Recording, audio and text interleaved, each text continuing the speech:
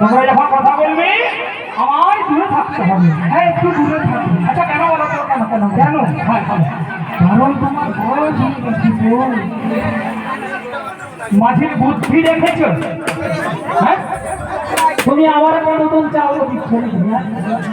আরে তোমার তো বয়স হয়ে গেছে। হ্যাঁ, মানে তারা যখন কথা বলবে আমার দূরে থাকতে হবে। অবশ্যই মাঝির বুদ্ধি রেখেছো, আমার বয়স হয়ে গেছে। হ্যাঁ, তোমার কি মনে হয়? আমাকে দেখে